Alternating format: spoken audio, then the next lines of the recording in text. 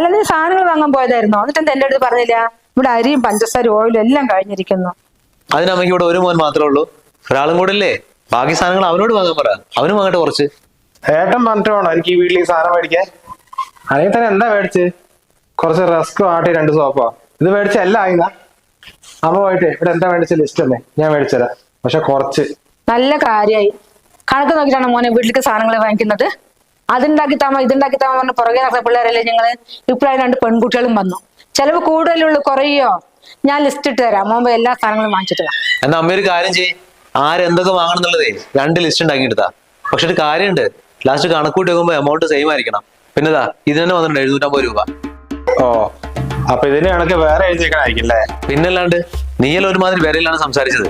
2 റസ്കും ബിസ്ക്കറ്റും മാത്രമേ കൊണ്ടുവന്നിട്ടുള്ളൂ എന്ന്. ഇതും പൈസ കൊടുത്ത് തന്നെ വാങ്ങിയത്, അല്ലാണ്ട് വെറുതെ കിട്ടിയൊന്നുമല്ല. കഴിക്കാനുള്ള ഈ ഭക്ഷണത്തിന്റെ പേരിലാണ് നിങ്ങൾ രണ്ടാളും കൂടി കണക്ക് പറയുന്നത്. ഇവിടെ നിങ്ങൾ നിങ്ങളുടെ ഭാര്യമാരല്ലേ ഉള്ളൂ, എന്നിട്ട് പുറത്ത് 100 ആളും ഇവിടെ കഴിക്കാനൊന്നും വരുന്നില്ലല്ലോ.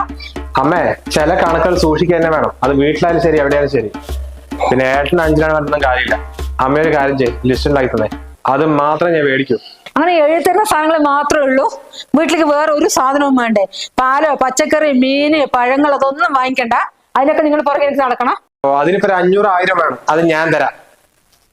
മോനെ 1000 500 കിട്ടിയിട്ട് പോരാ.